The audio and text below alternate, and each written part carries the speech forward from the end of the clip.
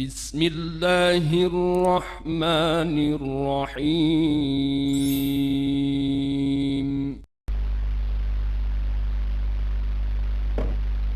Bismillah, alhamdulillah, salatu wassalamu ala rasulillah wa ala alihi wa man tabi'ahum bi ihsanin ila yaumiddin, amma ba'd.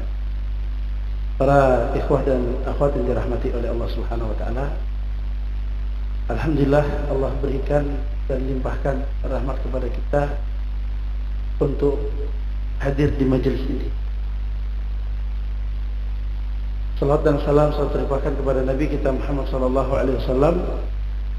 Dengan banyak kita sering berselawat, dengan banyak kita sering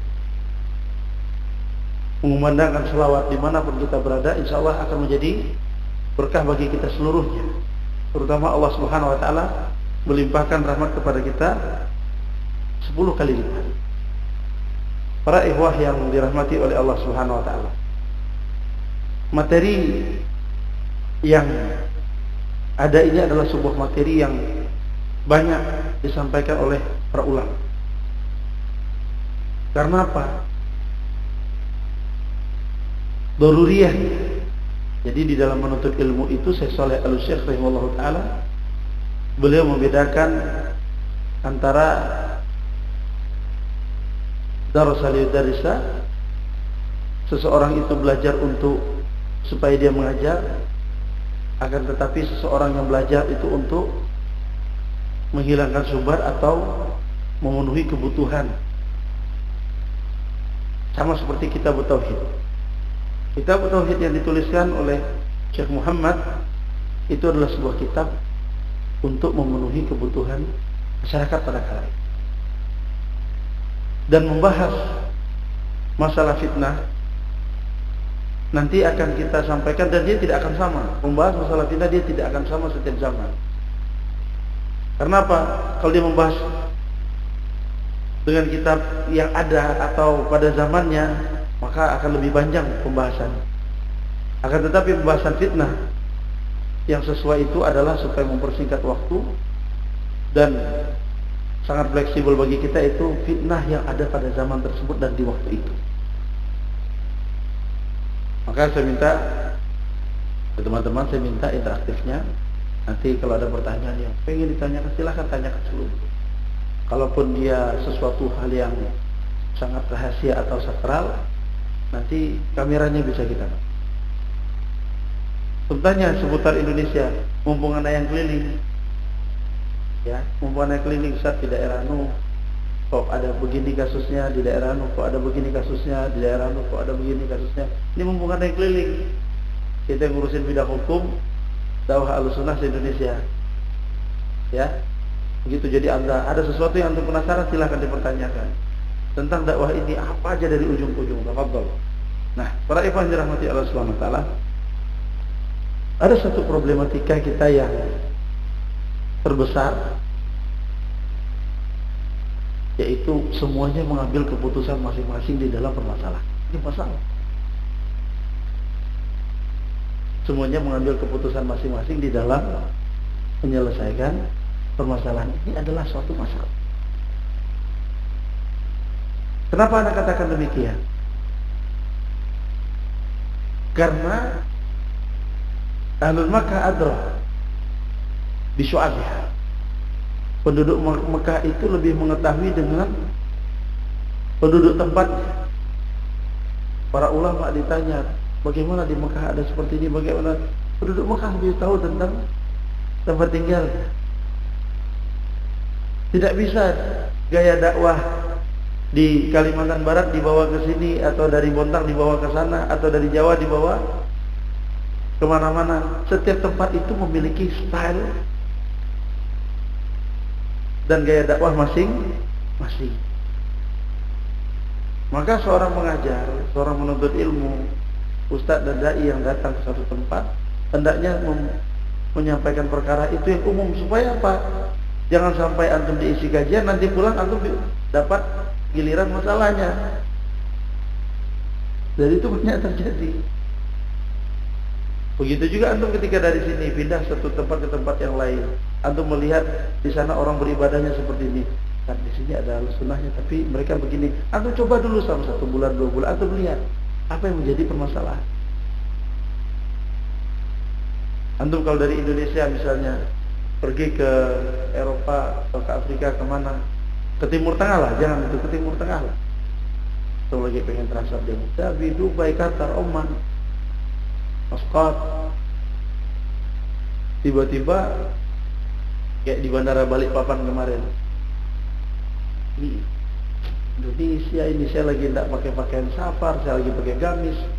Karena kalau sholat di mana-mana, waktu sholat tiba terus di tas bawa senjata, udah kelar aja, cuek aja. Karena kami di sana memang begitu stylenya. Kita lagi di Timur Tengah, lagi jalan, lagi safar, tidak ada judulnya kayak orang Indonesia, harus cari musola, harus cari masjid. Ini ruang tunggu orang mau naik pesawat, waktu sholat dah tiba, kita ngambil fadilah sholat berdiri, sudah di pintu orang antri itu kami minggir sedikit sholat. Tapi karena urufnya di sana seperti itu, dan orang di sana tidak akan permasalahan antum kenapa sholat di situ. Coba misalnya di Bandara Balikpapan antum sholat di bawah eskalator. Karena kemarin tuh ngincar bawah eskalator. Kalau enggak area depannya itu ada karpet, anak sholat di situ kan jauh pojok. Sementara ada pintu. Ini nggak ngejar nih, dia dipanggil nanti dia langsung sholat lagi. Ya wah cepet. Terganggu sekali. Akhirnya jauh lah pergi ke ujung. Ini adalah salah satu contoh kasus.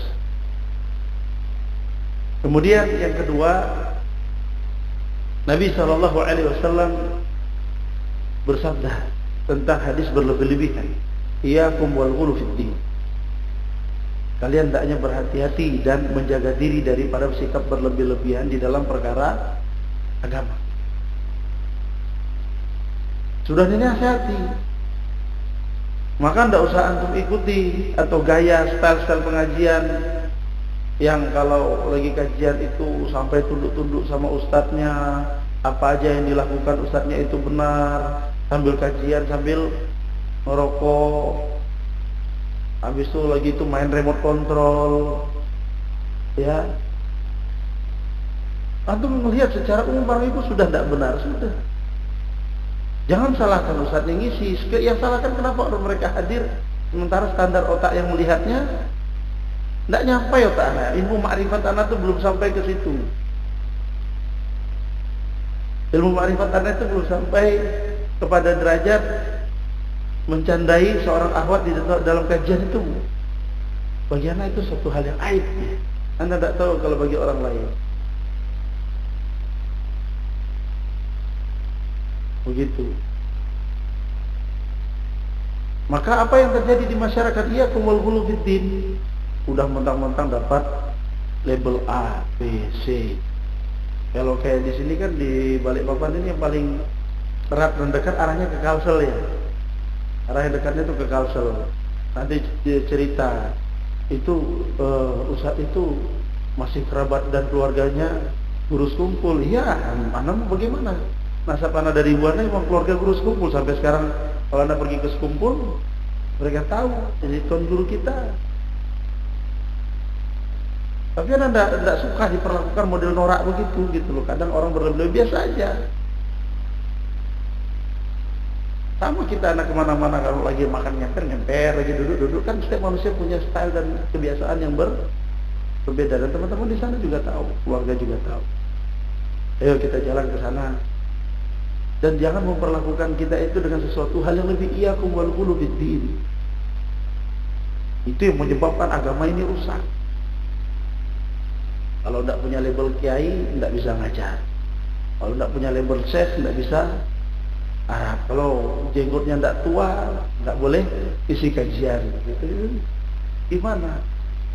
Belum tentu dia nyampe ilmu tua. Bisa jadi dia awet muda. Belum tua udah mati duluan. Ini kan? Iyyakum wal ghulu fid din. Ini penyebab orang-orang dahulu rusak dan yang akan rusak. Berhentilah kalian berlebih-lebihan di dalam perkara agama. Lihat orang zaman dahulu kala, melihat ada orang soleh.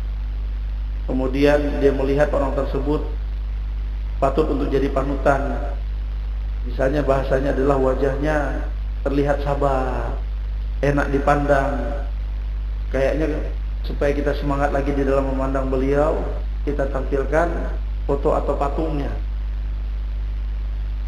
Tampilkan foto atau patung. Ini cerita diriwayatkan oleh Ibn Ishaq di dalam sejarah kenapa Allah Subhanahu wa taala memurkai orang-orang menyembah patung. Ini dengarkan sejarah.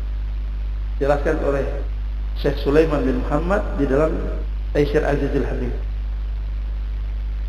Ada orang yang soleh, kemudian ulaika idza kana fihim rajulun salih maka banu ala qabhi masjidan. Jika ada orang yang soleh di antara, misalnya di masjid ini ada orang yang Allah Subhanahu wa taala berikan kelebihan, apapun yang dia doakan jadi. Apapun yang terjadi, kalau orang lihat dia wajahnya jadi tenang, itu ada manusia seperti itu, memang ada gitu. Bukan berarti kita harus mengambil sikap berlebih-lebihan terhadap dia. Jadi akhirnya ketika orang itu meninggal dunia, Pak, bagaimana ide, naudzubillah ya, ini anda cuma kasih contoh, di pinggir sana kita bikin foto bapak kemarin tuh, jadi setiap kita ke masjid itu kita semangat. Ada jadi panutan. Pergilah rajin-rajin ke masjid ini dulu saat beliau masih hidup. Betul dah? Judulnya itu kan penyemangat. Kurang puas kata setan. Apa kata setan? Pak, kayaknya kalau foto aja kita kurang menghayati.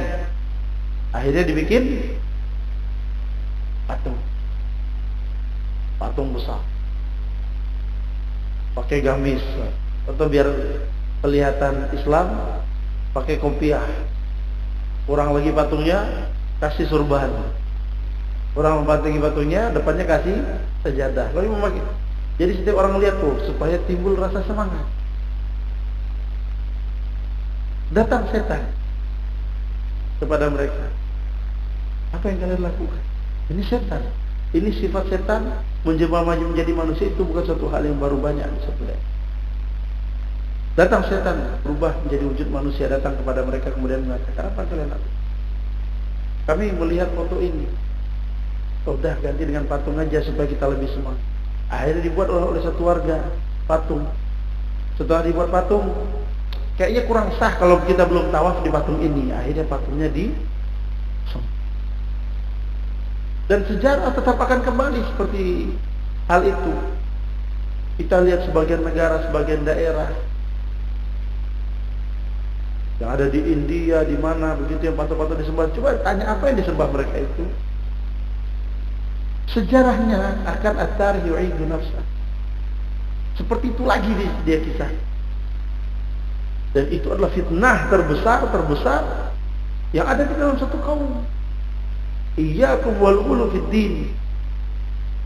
Berlebih-lebihan dalam perkara agama.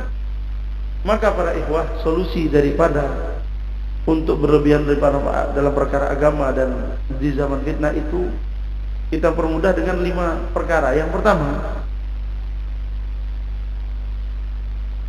yaitu yang ana bahas di muqaddimah tadi, jangan berlebih-lebihan di dalam perkara agama. Syekh bin Baz rahimahullah ta'ala beliau menjelaskan, kemudian dijadikan kutip oleh para ulama dan asatidzah di Saudi tentang bahaya gulu, berlebih-lebihan. Syekh bin Baz rahimahullah ta'ala beliau menyatakan, fa inna syaitan, ini perkataan Ibnu Qayyim, harisun ala syawisa ibn Adam. Ya isa syaitan ayu badal musallun. Setan itu putus asa untuk disembah oleh orang-orang yang beribadah. Ya isa syaitan, setan putus asa. Kalau setan berdiri kan di hadapan kita semuanya, kita bilang, saya ini setan, kalian sujud kepada saya, kira-kira mau enggak? Ayo, setan kok disembah. Tapi kalau diganti judulnya, saya ini tajif, mengajarkan kepada antum seluruhnya tentang karomah. Tangan saya ini kelingking, ini ke Syam, dari manis ini ke Yaman, dari tengah ini ke Amerika. Wah, silahkan cium tangan saya, ambillah berkah. Antum jangan tersinggung karena ngomong gini ya. Nah, kalau dalam kajian itu tidak tersinggung, kayaknya tidak seru. diciumlah tangannya oleh jamaah, besok sudah berubah. Besok sudah berubah, besok sudah berubah. Dia akan naik. Itu yang dijelaskan oleh Syekh bin Baz. Setan itu putus asa untuk mengganggu orang-orang yang sholat muncul secara langsung, tapi dirubah caranya. Imma bi ifrat wa imma bi tafrid. Bagi orang yang semangat di dalam beribadah, dia dibuat seperti ayo harus begini, ayo harus begini, muncullah khawarij. Nggak bisa kita berhukum kepada hukum yang begini-begini, udah haram. Wah. Ini salah, perangi, sikat. Nggak bisa begitu. Karena di dalam satu daerah ada orang tua yang bisa mengambil maslahat, dan berkah itu ada pada orang tua. Dengarkan orang-orang tua yang ada di daerah tersebut. Mereka memiliki ijtihad. Jangan yang muda melampaui yang tua. Jangan yang tua tidak mau mendengarkan yang muda, dan yang tua tidak boleh terpengaruh oleh anak-anak muda.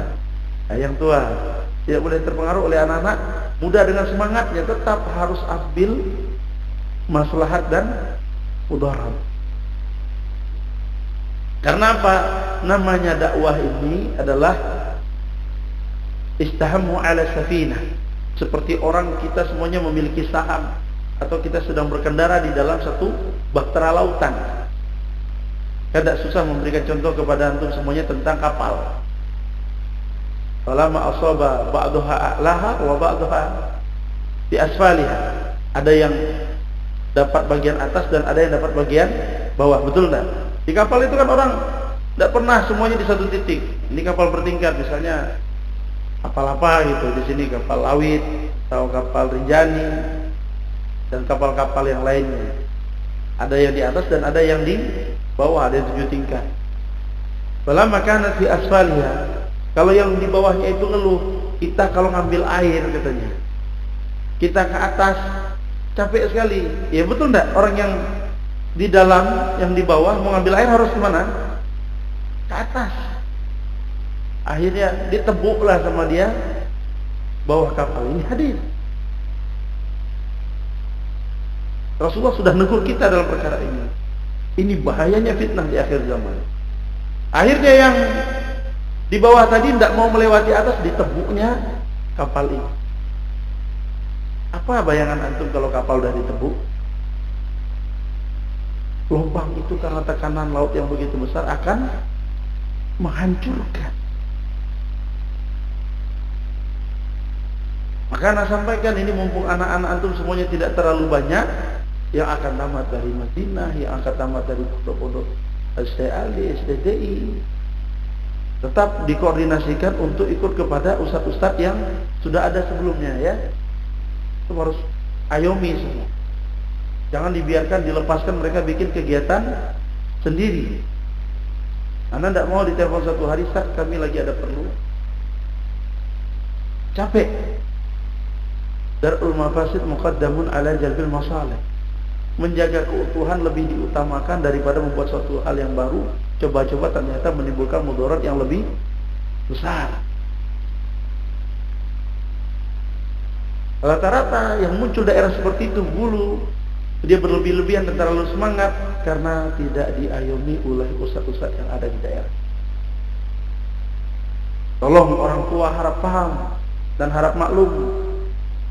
Kalau punya anak yang tamat dari pondok, yang sudah kayaknya memiliki style ceramah yang baik, menjadi imam yang baik, kemudian dakwah yang baik, tempelkan dia dengan salah seorang ustadz yang lebih dulu didakwah di daerah tersebut, dan jangan izin anak kita untuk lepas. Semua daerah rata-rata bikin masalah gara-gara kasus. Saya dari Gontor, pulang ke rumah bikin pondok seperti Gontor. Tidak akan sama pondok yang baru dirintis sama pondok yang sudah jadi. Saya dari Saudi pulang ke Indonesia, sampai di Indonesia pengen bikin daerah saya seperti Indonesia. Tidak akan sama Mekah Madinah dengan Indonesia. Beda aja, antum ke Jeddah ke Riyadh aja dikit udah mental.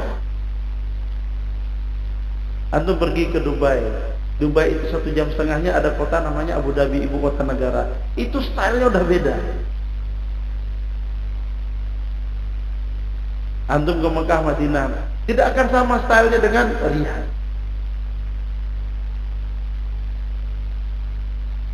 Itu adalah contoh, salah contoh. Cuma anak-anak muda tidak akan ke situ arahnya. Dia mengira bahwa merubah suatu agama di umat ini sebagaimana merubah tembok yang kusam, langsung beli cat, langsung timpa. Ini musibah yang terbesar yang ada pada suatu. Kemudian fa'imma, kata Syekh bin Baz rahimahullahu taala, orang yang bermalas-malasan, orang yang tidak memiliki semangat di dalam hidup mereka akan meremehkan suatu urusan. Nah, ini tidak boleh kita berlebih-lebihan, itu jadinya saklek. Dan yang kedua, meremehkan itu akhirnya meninggalkan urusan. Ada satu ustadz senior di satu daerah yang lebih dulu berdakwah di sana, kemudian meninggalkan ustadz-ustadz yang baru datang, yang baru tamat, akhirnya dia bergerak sendiri. Ini penyebab subhat, ini penyebab perpecahan ini, dan penyebab terjadinya fitnah. Iya, sukses, bagus, semua berjalan dengan baik, tapi tidak teratur. Yakinlah tidak teratur.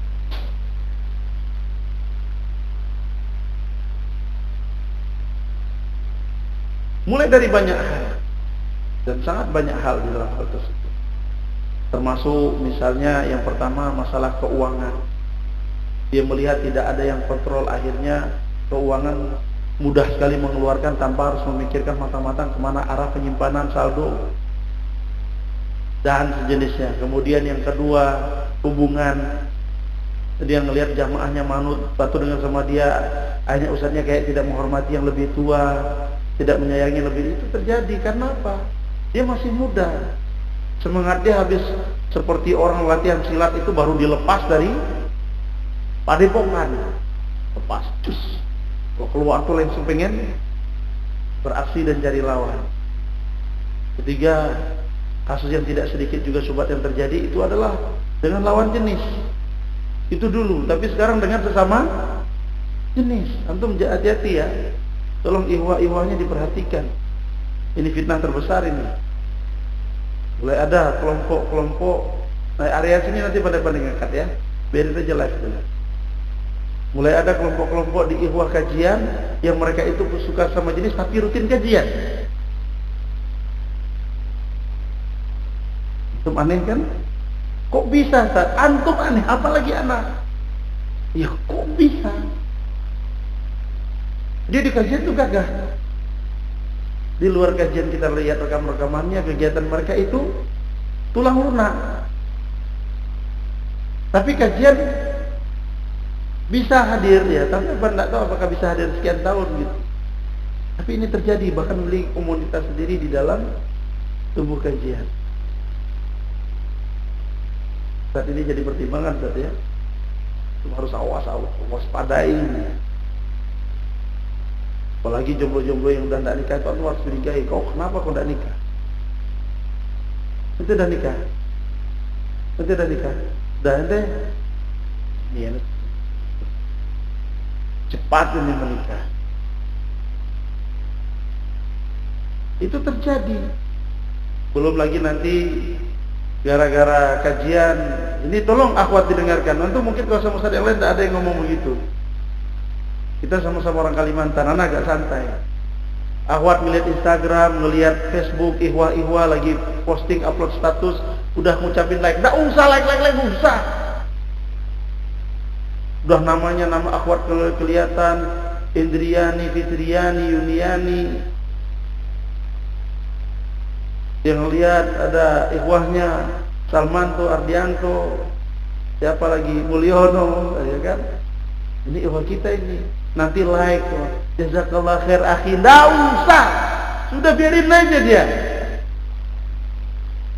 Masya Allah, terima kasih nasihatnya, sangat menyejukkan hati. Ini baca WA kayak gitu demam 7 hari 7 malam 7 jam dia tidak bisa tidur. Ternyata dia akan diperhatikan itu sama akhwat itu. Nah, mulai dari situ akan meningkat lagi subhatnya. Anda dapatin itu di daerah, di beberapa daerah ikhwah sama akhwat itu sambil panggilan Umi dan Abi yang seperti untuk melihat kajian online Ustaz Alim Ahmad, itu kami yang dapat. Jadi seperti pacaran ala salafi jadinya, itu gimana kok bisa ada gitu. Umi malam ini kajian enggak? Iya Abi. Innalillah. Anda minta tolong nih Ustaz di sini, tolong diawasi Ustaz ya. Semua diperketat aja. Kalau perlu, kalau kayak di tempat kami itu Facebook yang pertemanannya ada akhwatnya itu, kau ingat Facebook kau yang follow atau yang jadi teman sekian, itu ada akhwat kita sekian. Anda lihat ente pernah melakukan percakapan sekian dengan akhwat ini sekian. Kami panggil, tempat kami jangan macam-macam. Kami ada punya intelcamnya. Instagram kamu ada ini. Catat, jangan kau balas. Benar. Dia mau apa catat, jangan kau balas. Kau anggap aja tembok lalu. Jangan medsos ini. Orang dulu pacaran harus lompat tangga, naik hutan, kirim surat Pak ya. Kalau jauh-jauh tuh diam-diam lempar surat dari jendela, habis itu lari, habis itu besoknya dibalas lagi sama apa? Udah senang. Sekarang enggak, tidur di rumah dia bisa maksiat.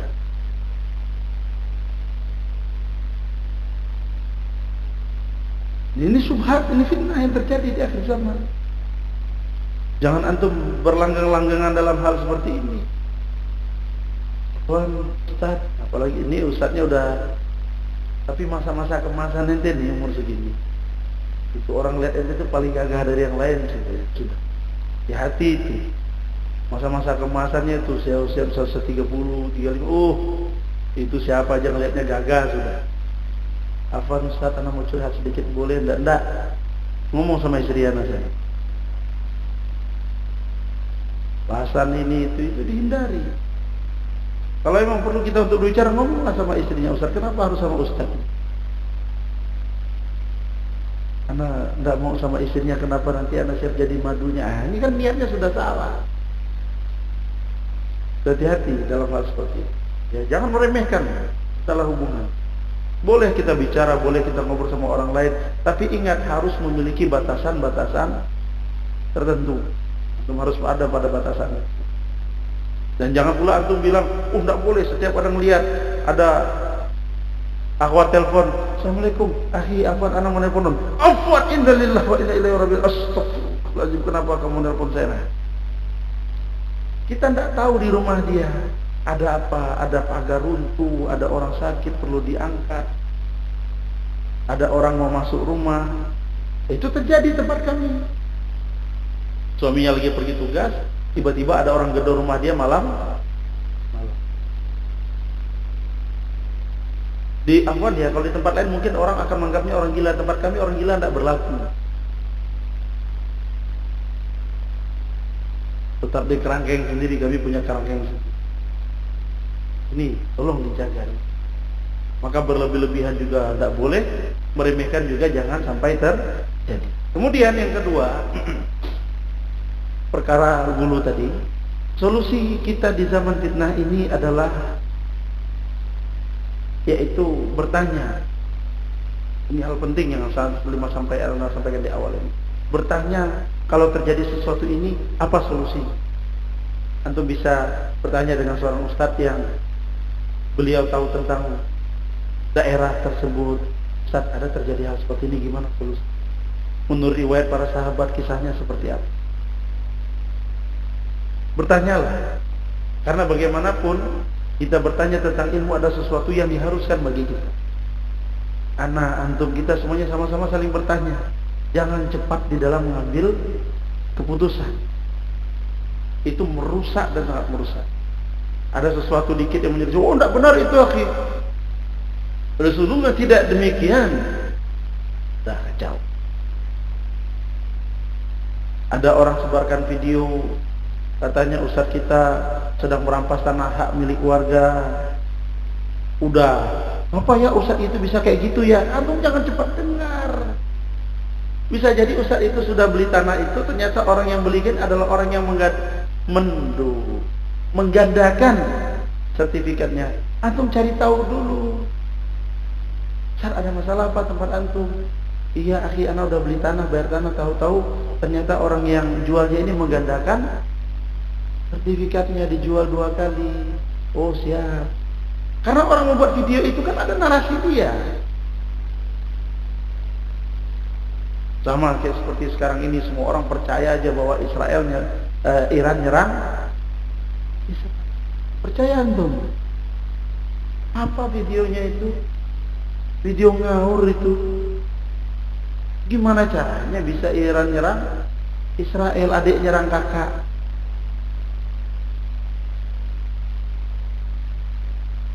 Coba lihat semua negara ada teroris. Di Indonesia ada teroris nggak? Indonesia ada teroris nggak? Banyak. Di Arab Saudi ada nggak orang jadi teroris? Banyak. Iran, di Kuwait, pokoknya hampir semua negara itu ada teroris. Di mana negara yang tidak ada teroris? Iran sama Israel. Lucu kan? Bom bisa meledak di Amerika, bom bisa meledak di London, bisa meledak di Paris. Coba Iran sama Israel ada enggak aksi seorang teroris di Iran? Pernah dengar beritanya? Enggak ada teroris di sana. Karena induknya teroris di Iran. Jangan mau dapat berita info Iran menyerang, antum harus uzon dulu kalau berita itu ada. Tidak benar itu, yang bikin video salah itu. Begitu. Itu yang terjadi. Maka hendaknya ketika ada perkara yang terjadi, antum bertanya kepada Ustaz. Ustaz, apa solusi dan langkah kita? Akhi coba A, B, C, D. Ini sudah kami lakukan, Ustaz. Harus ada perundingan, harus ada pembicaraan. Jangan semuanya ngambil keputusan sendiri. Dalam semua hal apapun. Dalam hal rumah tangga, menyekolahkan anak, dan semua hal. Ada seorang laki, dia sakit hati, kesal, sedih, melihat istrinya foto duduk sama cewek lain. Ini anak bercerita tentang yang terjadi, infonya sampaikan ya. Dia sedih sekali. Istrinya ternyata duduk di warung sama cowok lain. Lihat ini, lihat. Nangis suami dari 1 malam, 2 malam, besoknya baru berani datang ngomong. Nah udah tidak tahan lagi, Ustaz, makanya hari ini anak menghadap sama antum. Di mana ini? Di tempat ini. Ya sebentar, telepon. Halo. Ada apa, Ustaz? Coba buka CCTV ente 2 hari yang lalu. Oh iya, Ustaz, kemarin Kak Anak lagi kesini, Ustaz, hujanan, maka dia duduk di warung Anak. Ustaz, ada apa, Ustaz ya? Anak minta videonya, saya kirimkan. Ternyata dia kehujanan, dia duduk di situ. Orang dari dalam mau keluar, dari tempat duduk di situ. Cuma berhadapnya tidak sama. Dia pasti ngira ini lagi ada ngambek-ngambekan Pak cowok sama. Nah, nyambung dan tuh. Ente kenapa tidak tanya dulu? Istri anak tidak mau jujur, Ustaz. Katanya tidak kenal. Emang tidak kenal. Mau dipaksa kenal. Ente itu bah, hidup sama istri 10 tahun. Gara-gara berita 1 menit, hilang kepercayaan kepada istri. Jangan begitu. Dengarkan dia dulu. Dia ketawa-ketawa aja pulang. Udah matanya berair, bengkak, laki jago, besar, gagah. Nangis, istrinya diambil orang. Apa lain? Tanya dulu, lihat dulu beritanya. Harus taat, harus musyawarah, harus tenangkan. Ini fitnah, ini zaman medsos. Kita tidak tahu motif orang yang ngirimnya itu mau apa. Maka antum jangan mudah-mudah percaya pada orang lain. Percayalah dengan orang di rumah dulu. Tak boleh antum suuzon. Suami suuzon, istrinya suka ngambil barang suaminya. Anak curiga, istrinya jangan sampai. Kayaknya tiap dia mandi di sabun anak terus yang dia pakai. Dia tidak pernah pakai sabun dia karena takut habis. Ya, antum sabun pelit sekali sama. Nah, dikirimin video lucu. Jadi orang bertanya, tapi dia pakai kirim video. Ustaz, bagaimana tanggapan antum? Dengan seorang suami mengatakan, iya, istri saya itu tidak mau kerja. Dia punya ijazah S2 tapi tidak mau kerja, kerjanya ngabis-ngabisin duit. Emang salahkah kalau suami kayak gitu? Atau salahkah istri ngabisin duit? Ikhwah, cinta itu tidak cuma bermodalkan mulut. Cinta itu perlu duit. Bisa ndak antum cinta itu ditukar di SPBU?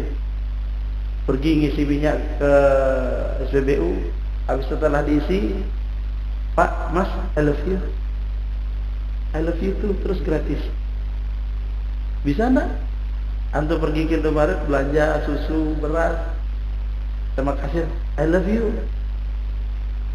I love you tuh terus satu mau pulang. Bisa ndak? Maka wajar. Jadi ini jangan lalu perempuan akhwat nanti lalu diwajarkan semua ya. Akhwat itu menikah dengan orang laki-laki yang mapan. Karena cinta itu juga perlu duit. Banyak kasus terjadi. Suami tidak mau menafkahi istri. Suami tidak ngasih jajan uang sama istri, sehingga istrinya kelabakan, lagi ada keperluan. Mungkin keluarga istri juga qadarullah lagi sakit. Banyak hal seperti itu terjadi.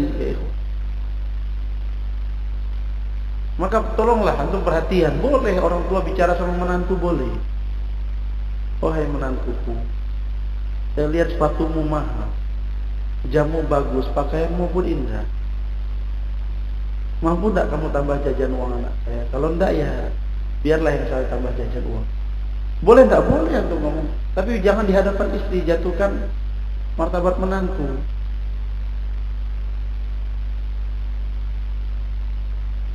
Begitu. Maka harus semuanya dikonsultasikan, diselesaikan dengan cara baik-baik. Kalaupun terjadi sesuatu dan hal yang lain, maka selesaikan dengan cara yang terbaik. Ya. Maka ini dua. Yang kedua adalah tanyakan apapun yang terjadi, maka tanyakan. Yang ketiga, di dalam ketika terjadi zaman fitnah, maka hendaknya harus memperbanyak majelis ilmu. Perbanyak majelis ilmu. Ikhwah kita semuanya dibikin kajian 1 pekan itu 4 hari, 1 pekan itu 3 hari, rutin kajian, selesaikan kitab.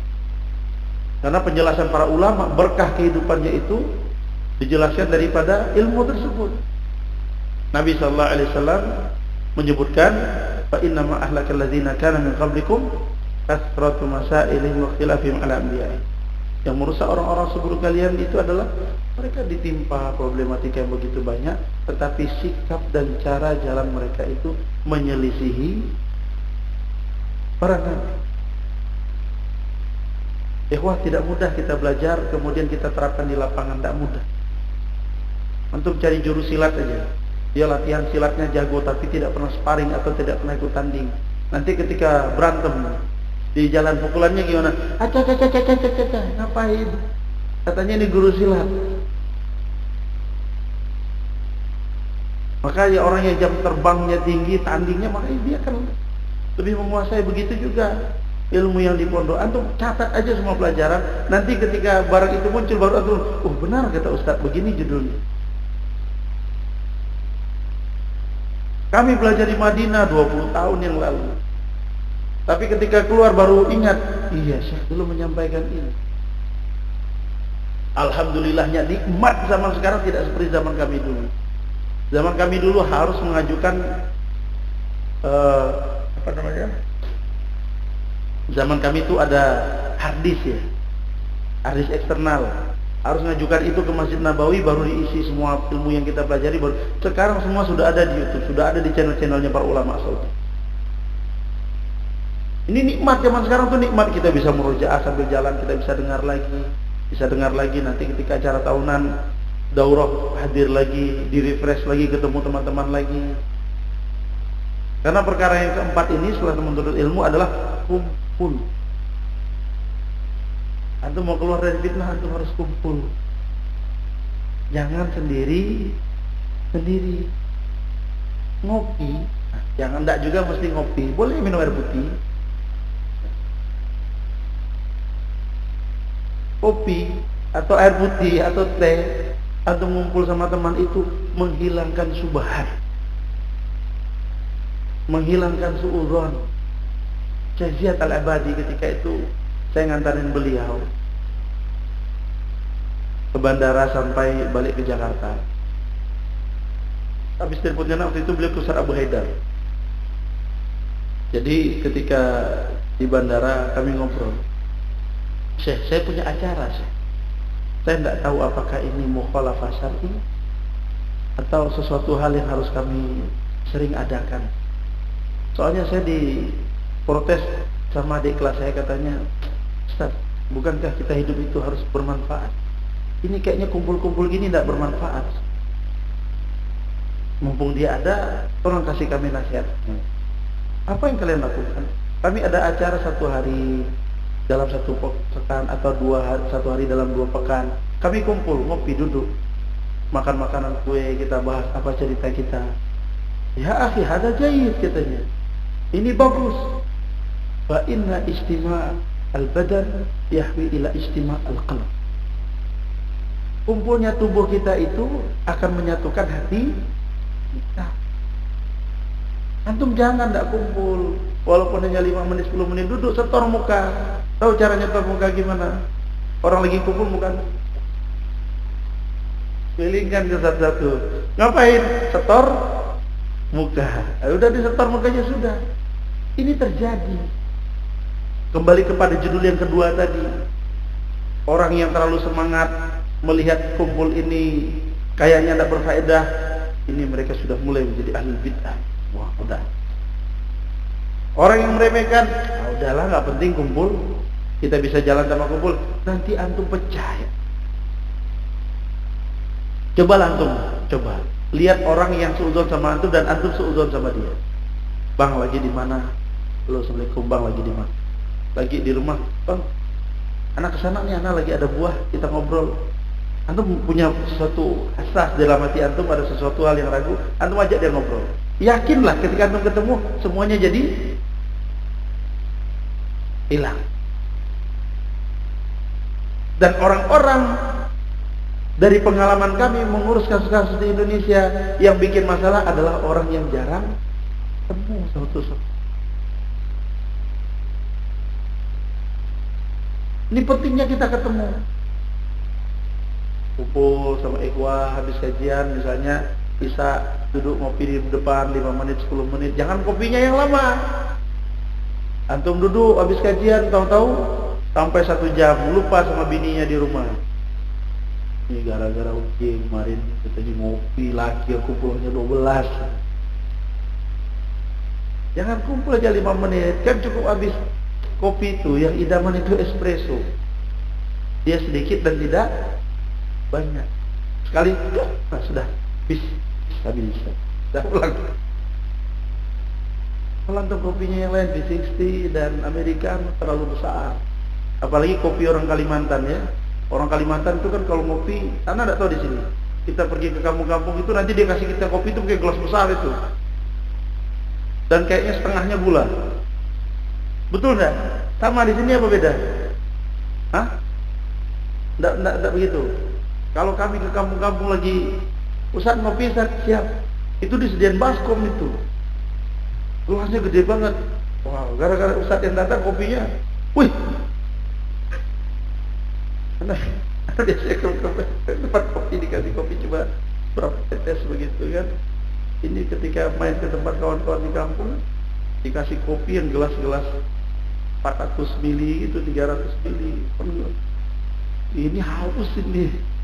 Dan ketika diminum kopi rasa gula, bukan manis lagi, ini habis dari situ naik darah kita gula. Karena alhamdulillah tidak ada gula, karena gula di meja.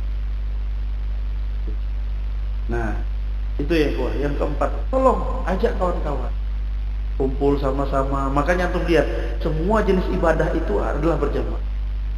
Sholat 5 waktu berjamaah, iktikaf berjamaah, betul kan? Iktikaf berjamaah, tidak ada orang iktikaf sendiri-sendiri. Itu dipertahankan itu.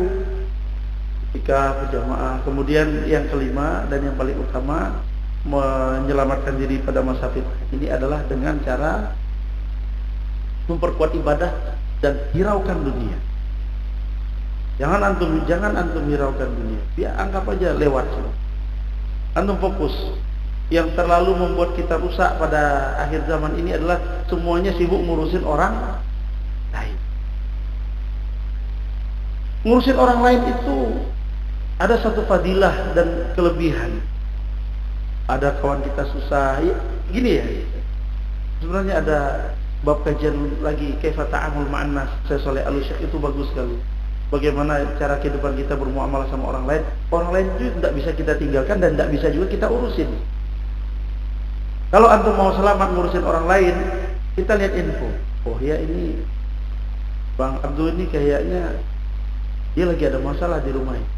Coba cari tahu beras dia ada enggak, anak dia sakit enggak. Iya Bi, kemarin katanya anaknya sakit masuk rumah sakit. Oh ya sudah, coba kita jenguk, lihat ke rumah sakit.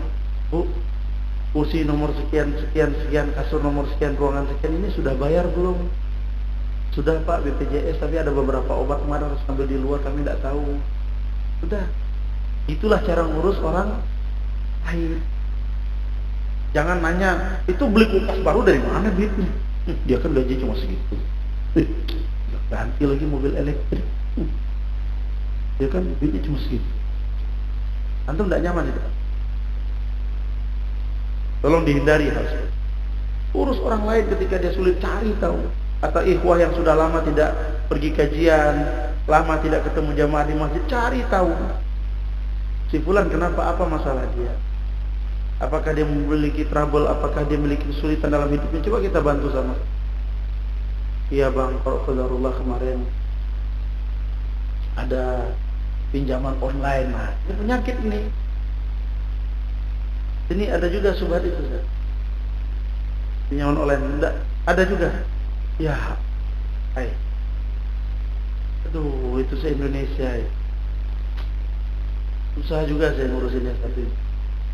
Assalamualaikum, salam, udah nangis-nangis saja. Saya didatangin orang, ya gimana? Pinjaman online. Kalau lebih bagus kalau tidak punya beras, kalau datang sini kita tinggal beli beras. Kalau pinjaman online, ini bunganya ini aneh. Dia tidak mau tahu hujan, tidak mau tahu kemarau, bunganya lebat sekali gitu. Itu habis gimana Sarah? Habis gimana nanti? Habis itu nyalah-nyalahkan ikhwah yang lain. Ikhwah yang lain tuh Ustaz tidak mau minjamin saya duit. Dia sambil ngomong kayak gitu, gelangnya banyak, kalungnya kelihatan sampai keluar kerudung. Ini depan mata saya loh. Saya bukan ceritakan orang lain, ini depan mata saya. Gimana lah Ustaz, kemarin itu ikhwah-ikhwah tuh tidak ada yang mau pinjamin anak. Ini kalau anakku tempel yang ini sudah kurang ajar sekali. Dia bilang orang tidak mau. Dia perlu uang 2 juta, gelangnya banyak nempel di sini. Lepas satu mungkin 8 juta, 9 juta. Mata kita kan tidak buta. Ini terjadi. Maka duduklah dengan orang lain, berhentilah untuk menimbang kehidupan orang lain, tapi bantulah kesulitan kawan-kawan kita. Ya, itu solusi menghindari fitnah di zaman yang luar biasa seperti ini. Maka para ikhwan yang dirahmati oleh Allah Subhanahu wa taala, ini adalah 5 perkara yang harus kita selesaikan. Adapun berikutnya perkara penting yang ingin kita sampaikan, yaitu yang pertama, terjadi penurunan. Ini qadarullah wa masyaallah, sesuatu yang tidak kita harapkan. Terjadi penurunan pada ikhwah-ikhwah kita seluruhnya. Karena zaman sudah online, akhirnya mereka lebih memilih kajian online. Dan qadarullah wa masyaallah itu yang membuat mental turun. Ayo besok kita bikin kajian di sana. Itu kita kajian sana, teman-teman yang mau ikut 7 orang, kira-kira per orangnya dapat berapa? Hah? Kita kajian di sana. Iya, saat ini kawan-kawan 7 orang mau ikut ini, kira-kira per orangnya dapat berapa? Antum nyambung enggak? Nyambung enggak? Nah, Anda jelaskan. Nanti ada cerita lucu lagi yang lain. Kita bawa ikhwah, ayo ikhwah siapa yang mau pergi? Kita mau kajian ke sana. Iya saat ini sebenarnya pengen ikut, tapi ada nih ikut 7 orang. Oh, udah siapin aja ikhwah 7 orang. Pergi 7 orang. Rupanya minta diganti biaya kerjanya. Inilah Gen Z ini. Wah, kita akan pergi juga harus ada duitnya. Nanti anak istri kita gimana? Nanti ini kita gimana? Nggak ada zaman sekarang. Lah, terus anak duitnya dari mana gitu loh? Ini terjadi. Kok ini terjadi? Akhirnya dibukalah IO yang ngawur-ngawur. Nah, nasihatin untuk di daerah sini. Tak mau diperhatikan. IO yang kayaknya sudah IO kajian yang kayaknya sudah aneh-aneh, sikat aja. Di game over kan. Kalau tidak ada orang tuanya di situ, sikat aja, habisi aja. Bikin kajian, dia undang ustaz yang terkenal, undang ustaz dari luar. Katanya perlu biaya sekian, tahu-tahu yang dia dapat tidak sesuai yang dengan dia manfaatkan untuk umat. Dia menganggap IO kajian itu menjadi suatu bisnis waralaba. Pernah dengar ini? Sekarang anak kasih tahu. Kalau antum sudah terjadi tempat antum seperti ini, sudah nanti akan bersaing. Kita bikin tim kajian, apa namanya misalnya Al-Hijrah, Al-Jamal, Camel kan mobilnya kuning semua ini. Bikin kajian futsal, bikin kajian ini. IO-nya ada keuntungan di situ. Tak boleh.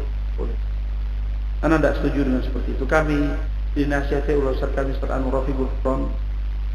Beliau selalu menasihati kita, pergilah ke suatu daerah, pergilah ke suatu tempat yang di sana bayarannya paling kecil supaya hati kamu semakin ikhlas.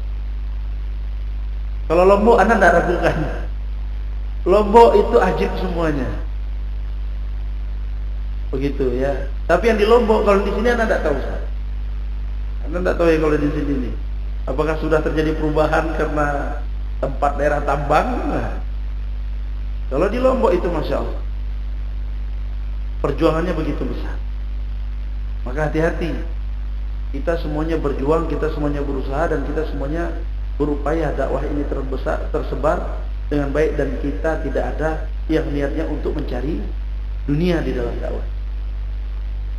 Kemudian nasihat kita yang berikutnya, tolong antum luruskan generasi anak-anak kita. Berbanyak mereka bermain di rumah, di lapangan. Otak dan ototnya harus sinkron. Kalau tidak, saya tidak tahu generasi berikutnya ini apa kemarin alfa apa gitu ya. Saya yang tahu ini bakal terjadi generasi rusak kedua setelah Gen Z. Generasi Gen Z itu ketika ada yang orang nyuri itu kan, kamu kenapa nyuri? Ya wajar lah boy, perlu uang. Namanya juga bukan nabi boy. Bayangkan orang zaman dulu nyuri itu malu. Maaf Pak, saya khilaf, saya ini enggak, wajar lah boy gitu ya. Generasi yang sekarang yang rusak berikutnya ini generasi alpha. Dan lupa apa namanya kemarin sudah disampaikan. Karena generasi berikutnya ini saya lihat semua anak-anak itu hampir tidak bisa lepas dari gadget.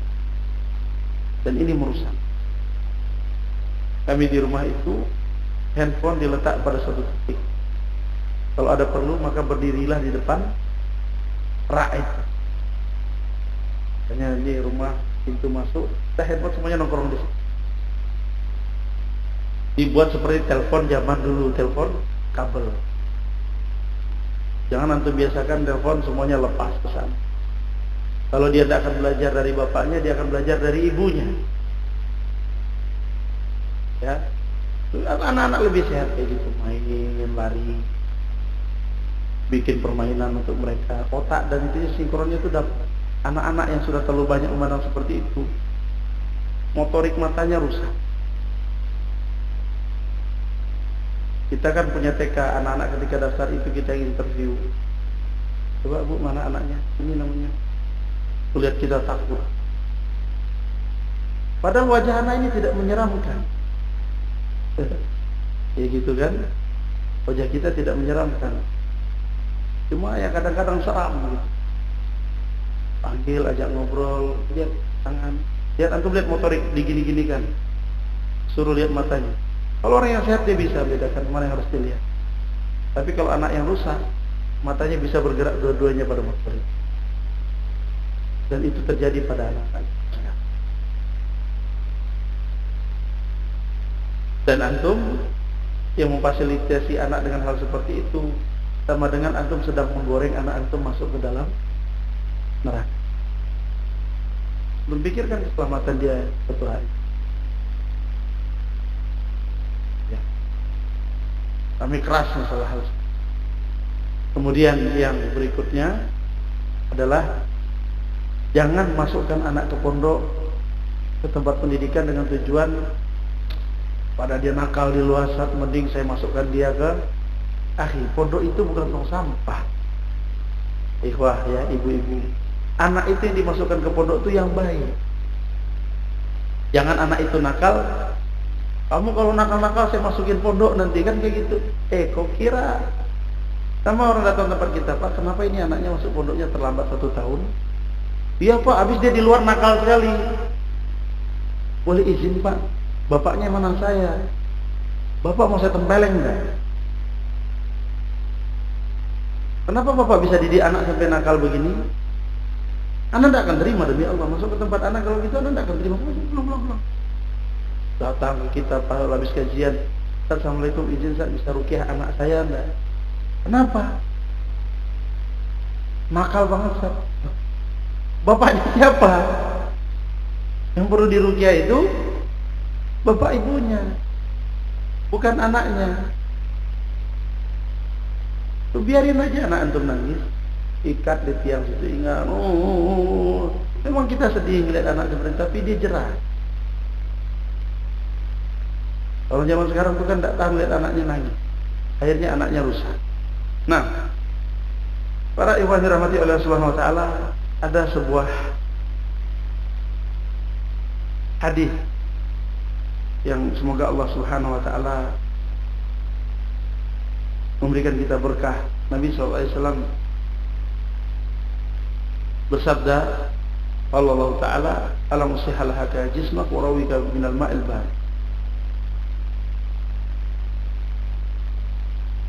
Seorang hamba akan ditanya oleh Allah Subhanahu wa taala dengan pertanyaan, bukankah aku telah memberikanmu badan yang sehat dan aku memberikan kau minum dari air yang dingin? Di zaman Nabi SAW air yang dingin itu adalah suatu hal yang nikmat yang susah untuk didapat, bagaimana ceritakan. Tapi ternyata hari ini kita semuanya minum air dingin tanpa ada beban. Antum bisa bayangkan ada beban tidak dia tuh untuk mencari air dingin? Mudah kan? Pergi ke toko bentar minum air dingin. Tapi pada zaman dahulu ini merupakan nikmat yang begitu besar tentang air dingin yang terlalaikan pada zaman. Dan kita pasti akan ditanya, waladzi nafsi biyadihi, manakala Nabi sallallahu alaihi wasallam mengatakan,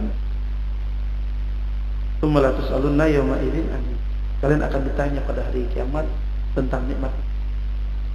Badan kita yang sehat kenapa tidak belajar, tidak ibadah? Makan kita yang nikmat kenapa kita tidak digunakan untuk ibadah? Minuman kita yang segar kenapa kita tidak fokuskan untuk ibadah?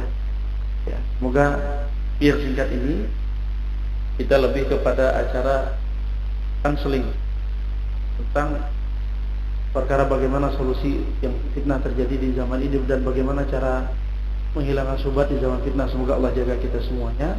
Sallallahu ala Muhammadin wa ala alihi wa sahbihi wasallam. Nah, betul.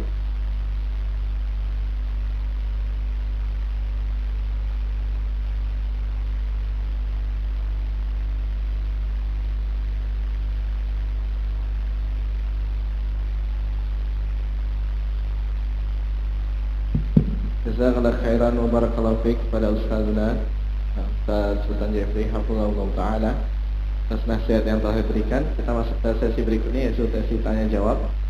Silakan bagi bapak-bapak ikhwan sekalian yang ingin bertanya langsung kepada Ustaz, Untuk ibu-ibu diharapkan menggunakan kertas yang nanti diselipkan di bawah tirai situ. Nanti akan ada panitia yang mengambil untuk pertanyaannya. Abdul, silakan bagi ikhwan sekalian, ada yang mau bertanya?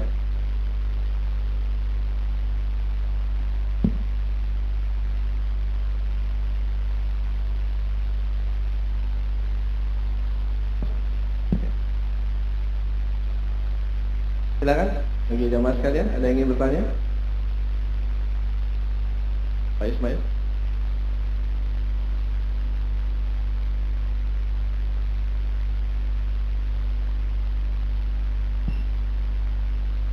Assalamualaikum Ustaz, izin bertanya, apakah merupakan bagian dari fitnah di zaman ini? Kan kalau kita lihat di masing-masing kita tentunya punya HP ya Ustaz. Nah di HP itu rata-rata ada medsos atau ada aplikasi-aplikasi lain yang tentu isinya ini banyak hal-hal yang mungkin berisi kemaksiatan dan sulit kita menghindari.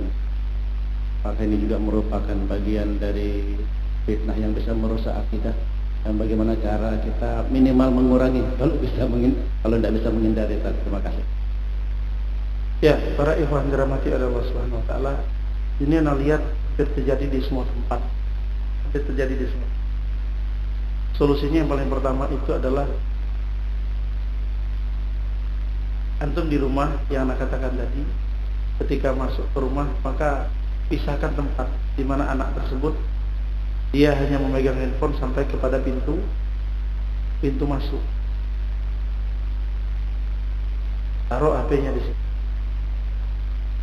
Biarkan masuk ke dalam rumah tanpa membawa handphone. Begitu juga ini harus diajarkan kepada ibu dan bapak.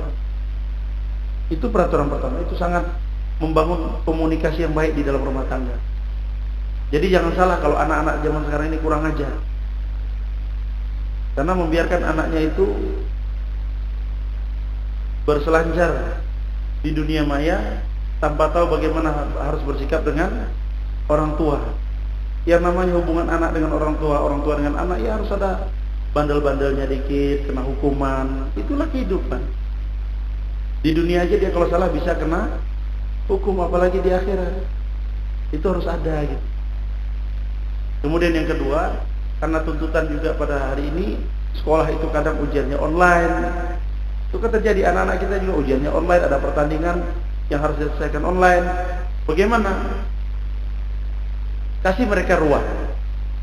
Kasih mereka batasan. Kamu kalau nanti lagi ujian, kalau sekolah ada tugas yang harus kamu selesaikan online selama liburan, ini area sini dikasih batas di rumah. Kamu hanya boleh ngerjakan di area sini. Tapi aku tuh enggak. Itu karena antum membiasakan, ya sudahlah kalau kamu capek sambil di kamar aja. Enggak. Itu peluang dia. Kita kalah dengan anak-anak kita. Itu aja. Dan ini menjadi suatu hal yang terberat dan terburuk. Karena kita banyak melihat qadarullah masyaallah, anak-anak pondok, di pondok dia bisa jebolin HP masuk pondok, akhirnya di pondok joget-joget bareng. Divideokan, habis itu diupload di medsos. Dan kita tahunya seperti itu. Ini fitnah besar.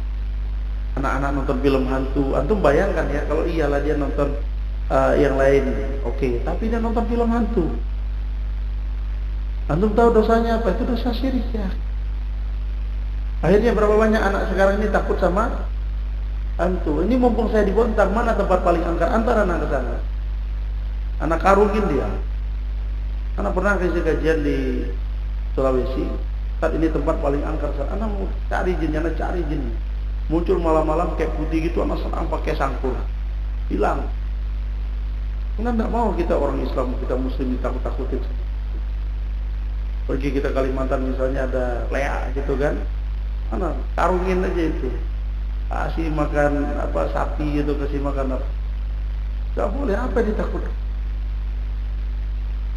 Tak boleh seorang mukmin, seorang muslim takut dengan makhluk-makhluk yang mereka punya alamnya sendiri. Mereka ada, tapi biarkan dia pada zaman. Dibiarkan dia pada tempat. Ini kan besar pengaruhnya. Dia ngaji sunnah tapi takut sama antum. Secara akal aja tidak masuk akal. Kita ajarkan sama anak. Pocong itu gimana bentuknya? diikat kan, diikat tangannya, diikat kakinya, diikat, dan jalannya loncat. Coba latih anak bela diri, dia datang tembak, jadikan samsak. Apa yang ditakutkan? Kamu, tangan kamu dibuka, kaki kamu dibuka, kamu takut sama pocong. Itu bodoh kali nak gitu. Pocong tuh sikat aja, kepret aja, tendangin aja gitu kan. Ada suster ngesor. Kita bisa lari, masa takut sama ngesor? Ikat pakai tali, tarik pakai motor, woi, saya dapat suster ngesor. Maka besar harapan kita kepada para orang tua dalam hal ini, harus antum jaga gitu ya. Harus antum jaga hal itu.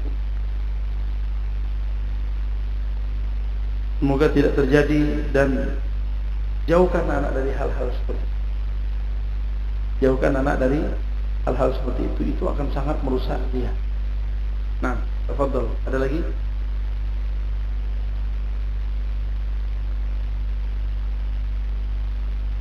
Nah, barakallahu fiikum Ustaz, izin bertanya terkait anak-anak yang sudah terlanjur kecanduan HP gitu Ustaz. Memang kita tahu seperti kalau kita konsultasi dengan dokter itu malah disampaikan anak-anak usia di bawah 10 tahun kalau nggak salah itu maksimal 2 jam sehari, termasuk kalau nonton TV, itu pernah disampaikan seperti itu. Nah, yang kita jumpai beberapa anak saat ini kalau tidak pegang HP itu udah kayak apa namanya, perilakunya udah lain gitu, dan ini yakin bahwa itu sudah termasuk kecanduan ya. Nah sekarang mohon nasihatnya seperti apa solusinya kalau sudah ketemu anak seperti itu, Dok? Antum lakukan terapi selama 1 pekan. Jangan antum kira kami tidak pernah atau tidak punya hal-hal seperti itu. Di tempat kami, anak akui kemanapun anak pergi, jika kita kajian itu yang terjadi ya seperti itu. Anak-anak pegang HP, bapaknya sibuk gajian. Ini anak siapa ini?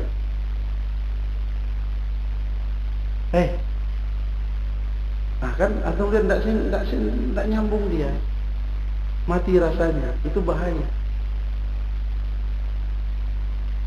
Nah, kalau di tempat kami, nantilah anak berdoa mudah-mudahan antum pergi ke Kalimantan Barat. Saya bertamu aja ke rumah ikhwah, anaknya lagi main HP, dibuangnya HP lari. Aduh Ustaz, Anda minta laporan, tolong tunjuk tangan orang tua yang tidak mampu bendung anaknya pegang HP, hadir.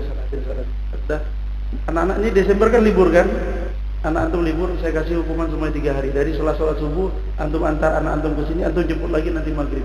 Saya suruh mereka baca Quran dari subuh sampai maghrib, dan kami tungguin. Ada sampai nangis-nangis, aku tidak mau, aku mau pulang.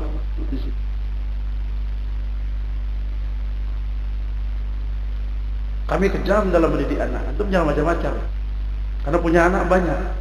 Tapi anak kami itu kalau dicentengin jari langsung bergerak. Dan itu minggu pertama yang berat. Motorik anak itu rusak, sensornya rusak dia untuk dengarkan orang lain itu tidak nyambung. Begitu.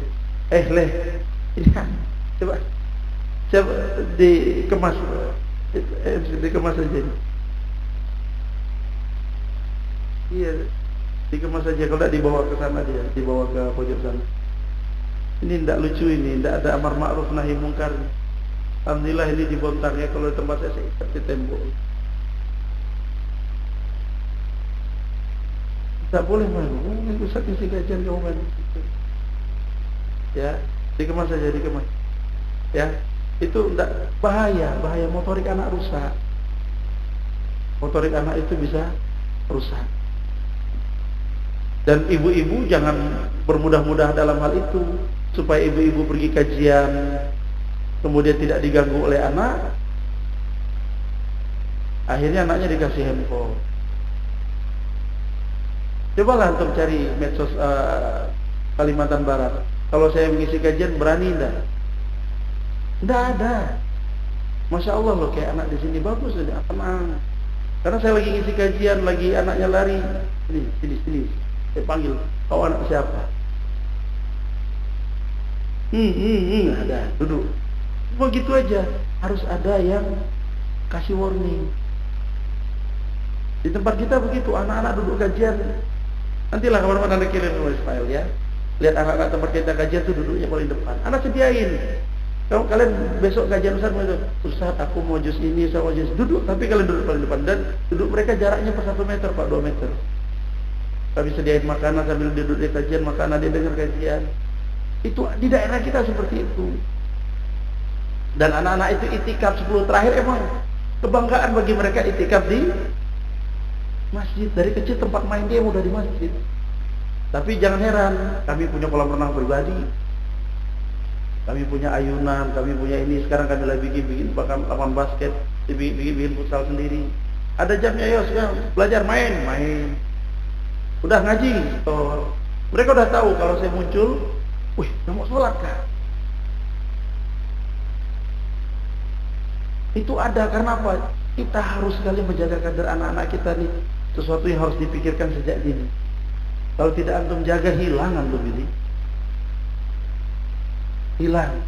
Dan ingat, ketika kita merubah anak, pasti akan ada pertentangan pertama. Itu pasti ada.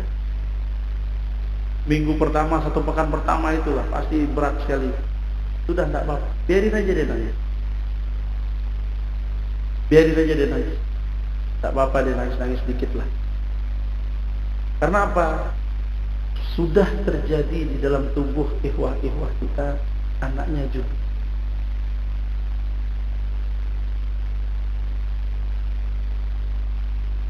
Kenapa? Main game online itu judi. Siapa yang bilang tidak judi?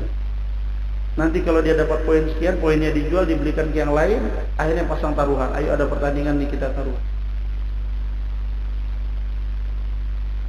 Bapaknya capek-capek ngaji, duduk belajar. Anaknya judi online, dimasukkan sama Allah di neraka. Kenapa tidak kau ajar anak mudah susah ya? Tidak ada faedahnya. Itu yang membuat semuanya jadi rusak. Di fitnah di zaman sekarang, tolong diperhatikan. Ya, antum kasih anak antum handphone, lama-lama juga. Karena barang itu kan muncul kayak spam di negara kita ya. Kita tidak ngapa-ngapain, kita lagi download murotal aja, muncul orang joget. Ini kita lagi download murotal ini, bikin malu aja. Kita sendiri aja malu ngelihatnya, apalagi lagi dibuka sama orang lain, lagi download, muncul spamnya. Jurut, set nonton itu juga. Iya, gimana? Itulah, udah kita kasih masukan juga, semoga cepat bisa diberantas hal ini. Amin. Ya, nah, intinya anak-anak itu kurang perhatian ya. Nah, anak-anak itu kurang perhatian, antum perbanyaklah waktu main bersama. Ya, mereka tuh suka bermain. Orang tua yang sibuk bawa anaknya berenang. Kan kalau kita di darat, kami Sintang itu di darat. Dari laut itu 400 kilo. Tapi ya namanya Kalimantan, kita kan sungai banyak. Luangkan waktu untuk berenang bersama anak, luangkan waktu bermain bola sama anak, luangkan waktu jajan shopping sama anak. Yuk kita belanja yuk. Tapi ada uang 10.000 nih, kira-kira dapat apa? Kita dapat somai bagi 3 ya. Gitu. Anak itu yang akan dia kenang sampai tua. Anak-anak main sama orang tuanya, digendong di pangku, jogging sama orang tua, itu yang akan dikenang dari orang tuanya sampai besar. Orang tua zaman sekarang ini udah anaknya kasih gadget dan ada HP terbaru model begini, udah kau pakai itu, anaknya rusak. Naudzubillah. Nah, tolong itu ya. Tidak apa-apa, Pak. Minggu pekan pertama itu dia berontak, biarin aja. Tidak mati kok. Cuma antum harus pengalaman itu, harus ada pengalamannya. Di daerah kita tuh, di daerah sini harus ada yang pengalaman speknya untuk ngurusin anak. Gitu ya.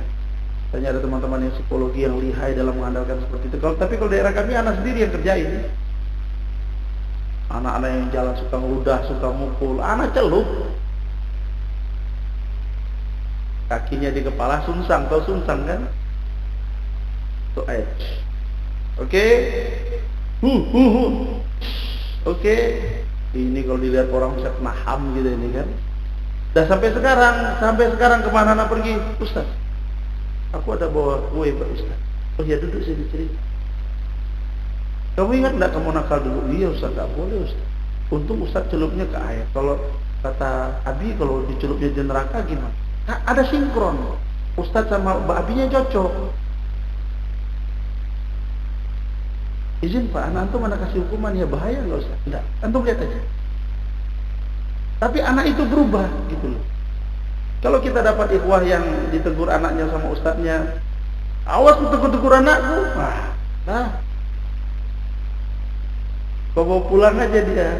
Karena begini, ini ada musibah terbesar. Anak itu hidup sama orang tua berapa jam satu hari? 20 jam, kita katakan 20 jam. Nanti dia pergi TPA atau belajar itu berapa jam? Ada 2 jam Ustaz. Sekitar 2 jam. 22 jam dirusak sama orang tuanya, 2 jam minta dibetulin sama Ustaz. Masuk akal enggak? Kita udah merusak anak, nanti minta dibetulin sama Ustaz.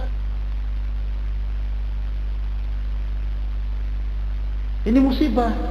Datang, Ustaz, anak saya sudah ngaji di sini kok tingkahnya enggak berubah. Rumahnya gimana Pak, Bu? Maka kami itu punya suatu tempat area pendidikan yang tidak menerima kecuali orang tuanya juga ngaji. Kita pisahkan itu, ini untuk umum. Dan ini hanya menerima khusus orang tuanya ngaji, karena lebih fokus kita. Pak, saya mau masuk anak saya tempat yang orang tuanya juga ngaji, Bapak harus ngaji dulu. Nanti bisa kami pindahkan. Kenapa? Yang kita didik anak dan orang tua. Pak, kami dapat laporan dari guru anak Bapak begini-begini. Ada apa salah Pak di rumah? Iya Ustaz. Ibunya kemarin sakit. Itu efek anak di sekolah itu kelihatan. Anaknya diam, merenung. Kamu kenapa? Enggak apa-apa. Tanya aku enggak boleh cerita. Enggak apa-apa, kamu sedih. Enggak sedih. Kita ngelihat tingkah anak itu. Kita pantau. Orang tuanya kita panggil, ada apa? Ibunya sakit Ustaz, tak bisa merawat dia, demam sekarang di luar. Udah, kita bahagiakan. Kita antar kue, kita kunjungin ramai-ramai ke sana, kita bawa makanan. Tapi itu begitu. Itu yang hilang di antara kita. Antum sibuk, anak sibuk, dan kita semuanya sibuk. Kenapa tidak kajian? Afwan ya akhi, anak sibuk, ada rapat, ada jadwal, padahal cuma ngopi di luar. Jadi kajian ini hanya diperlukan untuk para pengangguran dan orang yang kurang kerjaan. Sama kayak saya ini kan orang kurang kerjaan, makanya pergi ke sini. Itu dia. Nah, tafadhol, yang lain. 15 menit lagi ya. Ya, siap.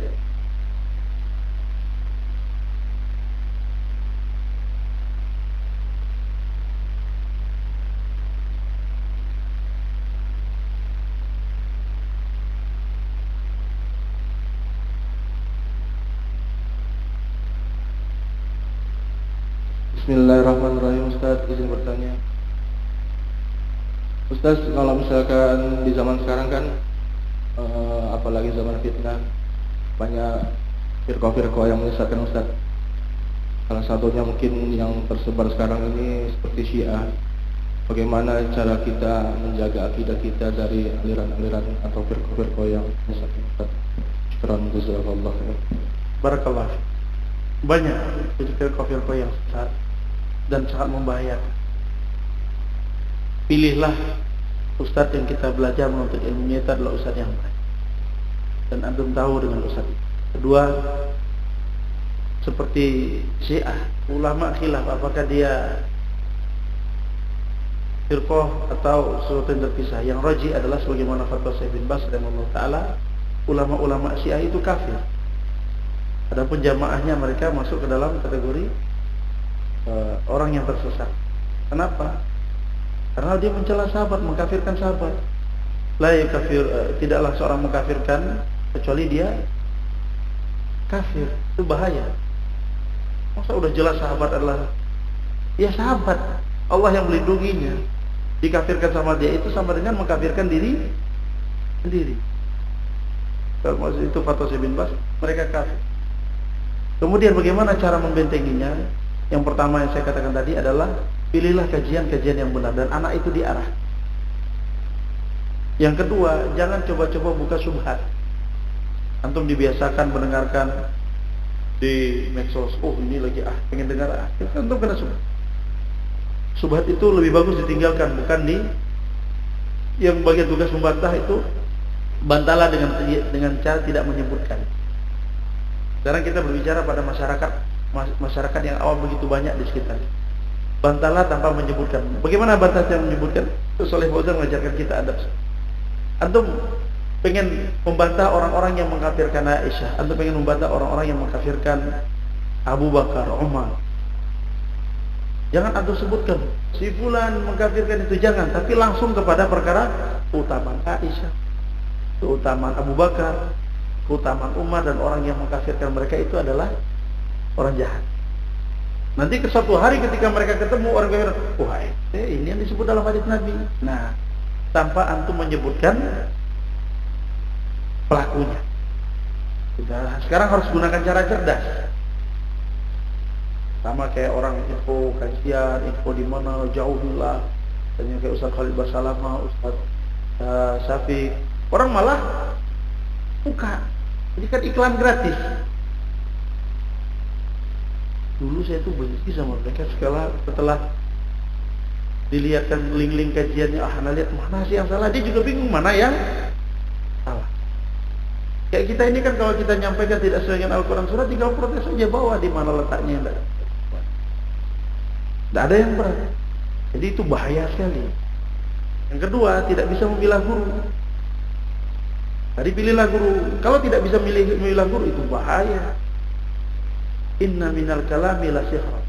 Sungguhnya perkataan manusia kalau dia pintar di dalam berbicara, itu bisa menyihir orang yang mendengarkan. Maka sihir yang diperbolehkan seorang suami kepada istri adalah ucapan. Pulang ke rumah ucapkan, istri lagi marah. Kenapa pulang terlambat? Aku dicapai begini-begini. Aku tuh rindu banget loh. Udah gak usah gombal, sikat ya. Kamu tahu enggak, aku sedih makan masakan orang lain tapi tidak merasakan masakan. Udah masak. Itu harus jadi pemain yang handal. Itu. Perempuan itu akan luluh ketika melihat wajah antum, wajah teraniaya. Tapi kalau wajah antum wajah ngelunjak, ingat, ibu negara itu lebih dasar daripada bapak negeri. Itu dia. Maka sihir yang diperbolehkan kepada para ulama untuk seorang suami adalah pujian kepada istri. Lagi duduk lihat tangan istri, tangan kamu kenapa kayak gini? Enggak ada, aku biasa aja. Kok aku lihat makin hari makin, Masya Allah, cantik. Lakukanlah seperti itu. Mungkin minggu-minggu pertama antum dibilang istri agak rada-rada sedeng gitu ya. Sakit jiwa nih suamiku. Pulang, Assalamualaikum, ada oleh-oleh nih. Nih, aku tadi sepanjang jalan merindukan kamu. Apa lakiku nih? Katanya mungkin gitu ya. Kalau minggu-minggu pertama, tapi lakukanlah. Rasulullah SAW kepada Aisyah ketika masakannya kurang enak, wahai Aisyah, kalau seandainya kau tambahkan gula sedikitnya akan menjadi masakan yang enak. Aisyah lagi duduk, Rasulullah baring di pangkuannya. Bagaimanapun laki-laki yang terlihat sulit, apa ya bahasa Indonesia? Laki-laki yang terlihat lemah dan seperti orang teraniaya, susah di hadapan istri itu lebih dicintai oleh istri daripada laki-laki yang kerjanya ngelawan istri setiap salah. Pulang. Dari mana? Oh tanya lagi aku dari mana? Itu istri tidak suka begitu. Dari mana? Mami terlambat setengah jam, tadi harusnya lebih cepat duluan. Ya udahlah Bi, ya tak apa-apa, yuk kita jalan sekarang. Coba antum bandingkan dua hal itu.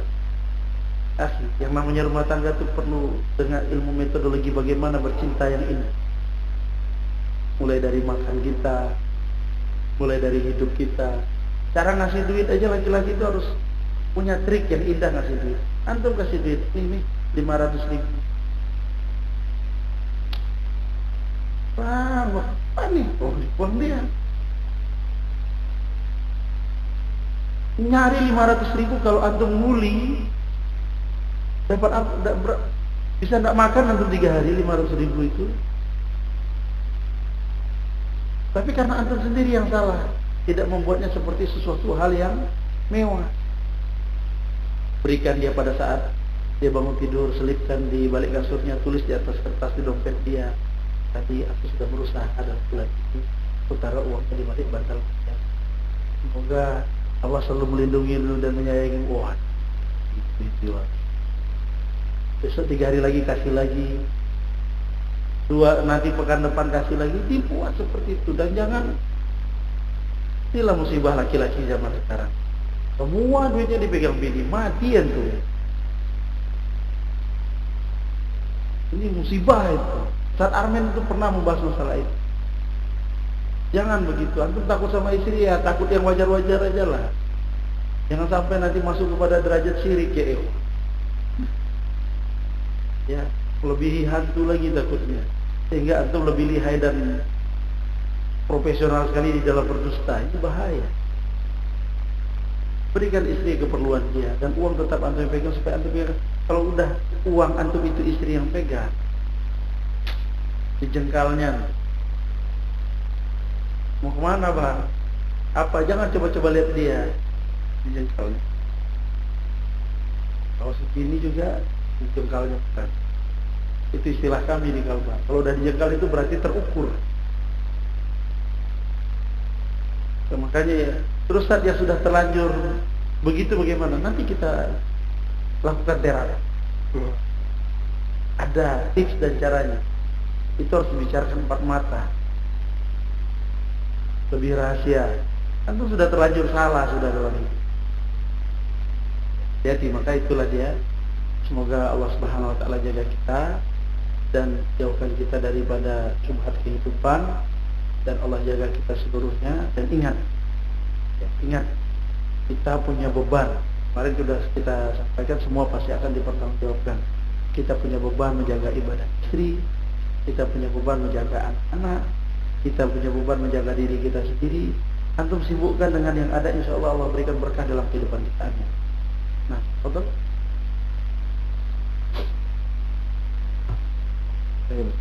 Jazakallah khairan wa barakallahu fiik. Nasihatnya. Mungkin kalau satu pertanyaan lagi apa masih bisa, Ustaz? Ya, silakan. Ada pertanyaan dari via chat, Ustaz ya, dari titipan jamaah. Pertanyaannya, bismillah, Wan di Bontang, alhamdulillah dakwah sunnah sudah berkembang. Namun kami dihadapkan dengan kondisi di mana para pengurus dakwah mulai saling menjauhi dan tidak akur. Dan kemudian ada juga beberapa metode dakwah yang berkembang saat ini di Bontang, Ustaz, yaitu dengan dakwah entertain dan komunitas bola, Ustaz, yang disponsori beberapa UMKM dan para pemain dakwah entertain ini teman-teman muda yang mungkin tidak berkonsultasi kepada salah seorang ustadz di Bontang ini. Mohon nasihat dan bimbingannya Ustaz agar kami di Bontang tetap rukun. Para yang dirahmati Allah Subhanahu wa taala, fitnah yang terjadi seperti itu adalah fitnah yang terjadi di mana-mana. Tapi para ulama, para masyayikh di Saudi juga selalu menasihati kita dengan seperti itu. Karena perkaranya itu adalah antum perkara tidak mengumpulkan. Cobalah duduk. Dibuat duduk bersama, kata teman-teman kita yang punya kelebihan, kita 2 pekan lagi kumpulnya di rumah anu. Oh iya. Karena kita harus tahu bahwa kebijakan di suatu daerah itu tidak mesti, kebijakan di suatu lembaga tidak akan sama dengan kebijakan di lembaga yang lain. Kalbar itu biasanya ratusan yang kita bangun, kita bina bersama. Ya kami memberikan keluasan kepada ikhwah yang di daerah ini. Kita tahu mana yang bisa kita capai dan mana yang tidak bisa kita capai, mana yang bisa kita sentuh dan mana yang hanya bisa kita awasi. Kadang-kadang itu perkaranya adalah perkara di hati. Kenapa? Hatinya sudah jauh, sudah jarang kumpul bareng, sudah jarang makan bareng. Akhirnya dia merasa, saya ini sedang. Jangan begitu. Untuk itu tandanya jam kumpulnya kurang. Apalagi di sini kan ada tuna di negara ini, di Bontang, panggang tuna kumpul. Kan apa masalah kita yang perlu kita selesaikan dalam pekan ini? Biasanya gara-gara miskomunikasi. Dan solusi cuma satu, duduk bersama. Jangan sampai yang satu mengadakan kajian, yang satu juga mengadakan di waktu yang sama. Tapi kalau kajian rutin tidak masalah. Tapi kalau kajian misalnya ada kajian besar yang semuanya bisa ngumpul, satu ngadain ini, satu ngadain ini, seolah-olah seperti persaingan. Itu yang pertama. Kedua, antum tiba pada subhat syuhrah atau pengen dikenal, hubbus syuhrah. Ini bahaya. Kalau ada ihwah-ihwah yang hobi dan mau tampil seperti ini, tolong antum batasi. Kita kan melihat ada ihwah yang jenisnya itu pengen dia Yamaha, ya kan? Tahu Yamaha kan? Selalu di depan. Nah, itu dia. Ini bahaya ini. Kita aja ngapain kita sibukkan dengan hal seperti itu? Antum kita kira kita diajak sama teman-teman besar, yuk kita podcast yuk di sini, akhir. Cari yang lain. Nah, lebih suka udah kita di kampung duduk begini. Apa artinya kita harus selalu terkenal sama orang lain tapi Allah murka sama kita karena orang kenalnya kita baik, ternyata di hadapan Allah di tempat sembunyi kita jauh daripada apa yang disangkakan mereka. Untuk apa? Dan untuk apa juga untuk jadi orang terkenal? Untuk tahu dah anak jalan sama ustaz kita, kita ke sana, ayo jalan. Kami pergi safar sama dia. Capeknya jadi dia. Baru naik pesawat ketemu pramugari, Ustaz izin mau foto bareng. Ya Allah, Ustaz sudah ada fans. Afwan, enggak, ini Ustaz Jeffrey aja saya nggak kenal. Itulah enaknya anak kali ini. Maka saya selalu berdoa, sering berdoa seperti itu, ya Allah, saya ngisi kajian, habis saya ngisi kajian, mudah-mudahan setelah kajian ini antum nggak kenal lagi sama anak. Sudah. Itu nikmat, hidup kayak anak ini nikmat. Mau melalang buana, ngemper di mana, antum kan nggak tahu anak di Jogja makan di pinggir jalan, di trotoar kan? Coba. Sekilas ustaz-ustaz yang terkenal makan pinggir jalan trotoar, udah mulai viral. Lihat, ustaz yang zuhud, seperti biasa aja, betul enggak? Antum enggak tahu kan anak nyuci piring di rumah, nyuci baju, istri lagi, dek mana? Anak lagi demam, anak nyuciin baju, anak ngepel rumah. Kalau yang lain udah yang viralkan, Ustaz ini adalah contoh suami terbaik, ngepel rumah. Kami di antara kami itu sama asatid itu sering jadi candaan. Awas yang rekaman ya, ini muncul langsung viral ini gitu. Itu musibah ya, Pak. Apa? Bapak pernah nyuci di rumah, Pak? Pernah nyuci enggak? Ada masalah? Tidak ada masalah, begitu juga. Itu biasa aja masakin bini, nyuci piring, ngepel rumah, nyuci baju. Apa masalahnya? Itu di dalam undang-undang bukanlah suatu kerjaan suami. Dia lagi ngelihat anak istrinya lagi capek, kamu udah nyuci belum? Udah, kamu istirahat deh, biar saya cuciin. Ada masalah enggak? Itu dia. Zaman sekarang ini akibat syuhrah. Ada acara ini. Hati-hati dengan dunia entertain di luar. Karena mereka akan memviralkan antum.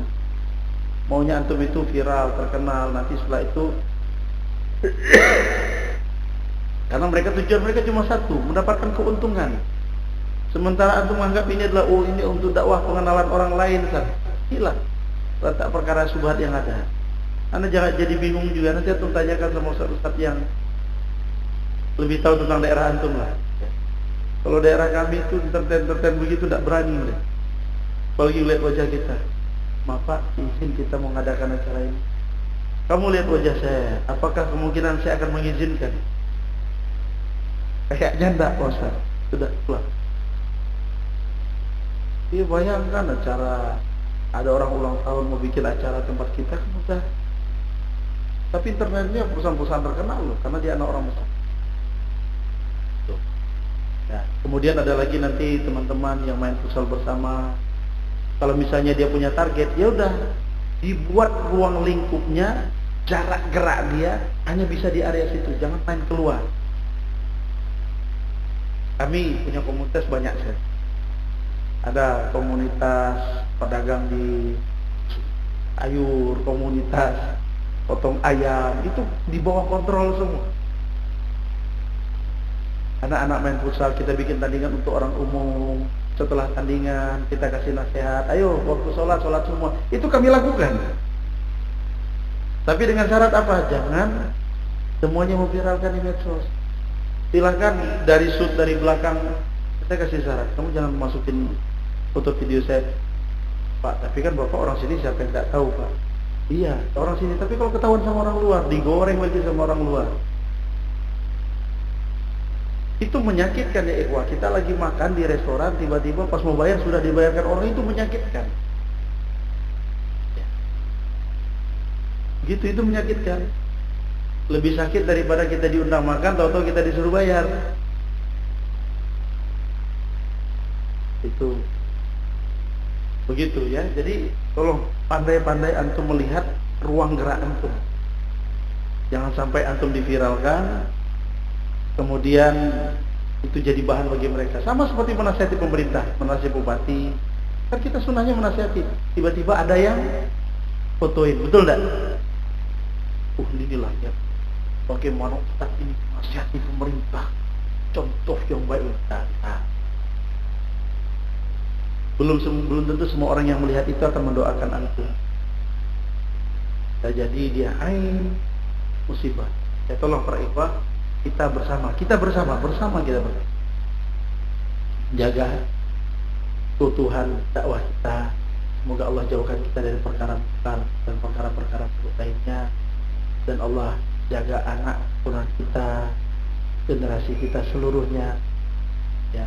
Dan saya selalu mendoakan anak-anak sekitar ini, biarlah dia berlari, biarlah dia main, jatuh luka lecet-lecet dikit, salah lagi ya. Anak-anak zaman sekarang itu kurang sayatan di tubuhnya. Kalau kami dulu kan ini codet tuh, apa itu nabrak pintu gitu kan, tandanya dia bermain. Anak laki sudah biarin aja, jatuh dikit udah bangun lah, jangan main. Orang tua selalu seperti itu, kenapa? Dia tahu bahwa perjuangan anaknya nanti akan berat. Tolong didoakan anak-anak kita seluruhnya. Saya doakan mudah-mudahan anak Bontang ini tidak ada yang kejantuan kecil. Allah jauhkan daripada fitnah itu semuanya, Allah jauhkan dari judul. Allah jadikan mereka generasi-generasi terbaik umat ini yang kedepannya akan membimbing umat dengan yang jauh lebih baik daripada apa yang kita lakukan saat ini. Jangan lupa untuk sisihkan doa untuk mereka, sisihkan doa untuk kita semuanya, supaya generasi kita tidak putus hanya sampai di sini. Sallallahu alaihi Muhammadin wa ala alihi wasallam. Anda tutup nanti kafatul majelis, silakan. Sudah? Ya, kita tutup. Subhanakallahumma rabbana wa bihamdika asyhadu an la ilaha illa anta astaghfiruka wa atubu ilaik.